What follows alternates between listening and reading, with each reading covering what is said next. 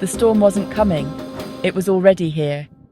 And Lila would have to decide soon whether to stand her ground or let fear make the choice for her. The call that changed everything. Sunday afternoon, sunlight slipped through the blinds in thin, trembling lines. Lila had just finished folding Noah's clothes when her phone lit up again with the same unknown number from earlier. Her breath caught. For a moment, she considered ignoring it. She couldn't take another warning, not today, not with her mind already pulsing from the weight of everything Micah's family was stirring up. But the phone buzzed again. One message, then another. Finally, she grabbed it. "Call me, it's urgent." Her stomach tightened. She stepped quietly into the hallway, away from Noah humming to himself in his room, and pressed call. "Hello? Lila." The lawyer's voice came through, low but urgent. "I didn't mean to alarm you earlier, but I need you to understand something. Micah's parents contacted me today." "About what?" "They want to review your custody arrangement. They've been gathering information." "Information about what?" "About a man. Someone named John. I haven't done anything wrong, I know. I'm not accusing you. But they're concerned about Noah being around a new male influence. Their words, not mine. So they think I'm, what, reckless? Irresponsible? They think they can build a case, even if it's unfounded. And will they win? That depends on your next steps." The unwanted audience. That night, after Noah fell asleep sprawled on his little blue blanket, Lila lay awake staring at the ceiling. Her mind churned with thoughts she didn't want to face. She wasn't even dating John. They had gone out once. Once. She hadn't kissed him. She hadn't brought him home. She hadn't done anything besides enjoy his company and laugh for the first time in years. Was that a crime? But Micah's family didn't care about logic. They cared about control. They always had. From the moment she had married Micah, they treated her like someone who needed constant correction. And now that she wasn't one of them, they treated her like a threat. God, why couldn't they just leave her alone? Her phone buzzed again, this time with a message she actually wanted to see. "Hey, you quiet today. Everything okay?" She hesitated. Should she tell him?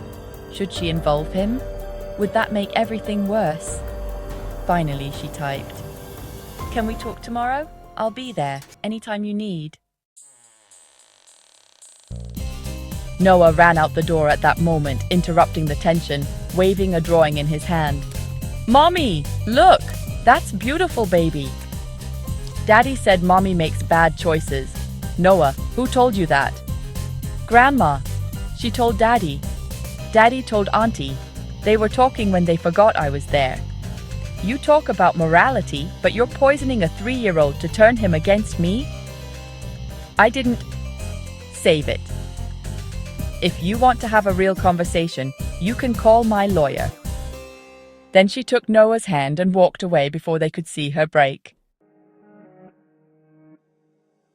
That evening, John showed up the moment she asked him to come. He didn't knock softly. He knocked like he was worried, like he cared. When she opened the door, he saw her puffy eyes immediately. "What happened?"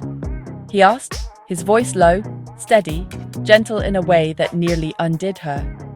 She told him everything. The warnings, the threats, the confrontation. What Noah had repeated.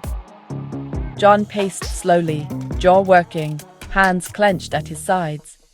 "They threatened custody because of me? They think you're a danger just because you exist. Lila, you know I care about you. A lot. More than I meant to at first. But I won't be the reason you lose Noah. If stepping back protects you, I'll do it." "You're saying you want to walk away?" "No, I'm saying I'm willing to, if that's what you need.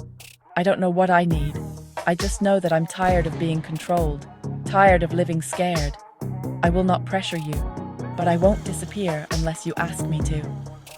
His hand brushed hers, not holding, just offering. A choice, her choice, for once. 2 days later, Lila received an official letter. Courier delivered. Her hands shook as she opened it. It wasn't from Micah's lawyer. It was from her own lawyer. She scanned the first lines and nearly dropped the paper. Micah had filed a petition, not his parents. Micah. He was requesting temporary full custody on weekends, a review of Lila's romantic entanglements, and mandatory supervision during transitions. Her knees gave out. She sank to the floor. No. No. No. He actually did it. John found her minutes later, the paper still trembling in her hands. What is it? She handed him the letter. He read it. His face changed, like something inside him snapped, but quietly, like glass cracking under pressure. This is abuse, this is control, this is manipulation, they're trying to take him. No. Listen to me. You are Noah's mother. You have been raising him with love, sacrifice, and dignity. They can't just take him because they don't like me. They can try, and they are. John's eyes darkened, not with anger toward her, but with resolve.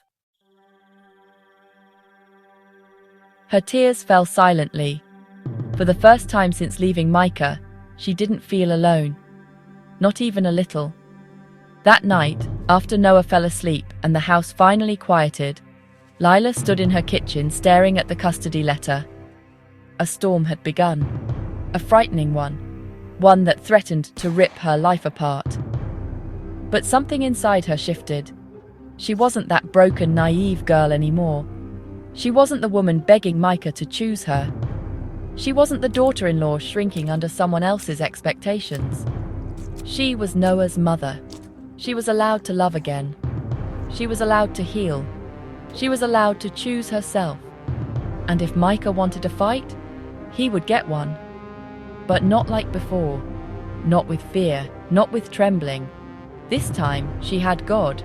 She had wisdom. She had courage she didn't know she could possess, and she wasn't fighting alone.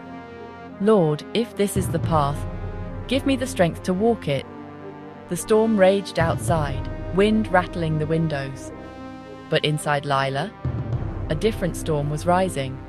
Not of fear, of resolve.